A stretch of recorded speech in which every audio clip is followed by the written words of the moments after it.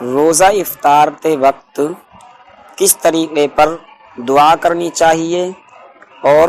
روزہ افطارنے کا صحیح طریقہ کیا ہے؟ تو جب افطار کا وقت قریب ہو تو وضو کرے اور دسترخوان بچھائے اور افطار کا سامان رکھے اور اس کے بعد میں اللہ تبارک و تعالی سے دعا کرے،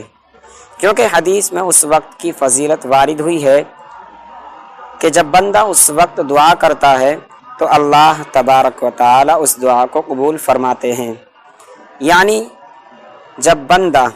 اللہ کی خوشنودی حاصل کرنے کے لیے رزق کے سامنے ہوتے ہوئے نہیں کھاتا تو اللہ تبارک و تعالی اپنے بندے کی اس ادا کو دیکھ کر خوش ہوتے ہیں، اور جب بندہ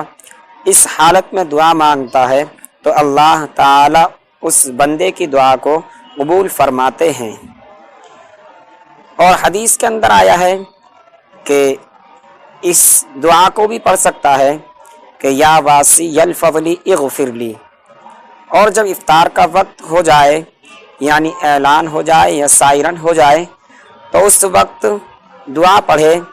اللہم لک صمت و بک آمنت و علیک توکلت و علی رزقک افطرت، اور اس کے بعد میں کھجور سے یا پانی وغیرہ سے افطار کر لے۔ اور اگر اس دعا کو نہیں پڑھ سکتا تو ایک دوسری دعا ہے، اس دعا کو پڑھ لے اللہم لک صمت و علی رزقک افطرت۔ اس کے الفاظ مختصر ہیں، اگر اس بڑی دعا کو پڑھنا کسی کے لیے آسان نہ ہو تو اس چھوٹی سی دعا کو پڑھ لے، اور جب افطار کر لے تو اس کے بعد میں اس دعا کو پڑھے ذهب الظمأ وابتلت العروق وثبت الاجر انشاءاللہ۔ اس طریقے پر افطار کریں گے تو انشاءاللہ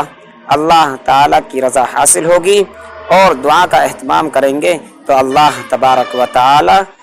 اپنے بندے کی ضرورت کو پورا فرمائیں گے۔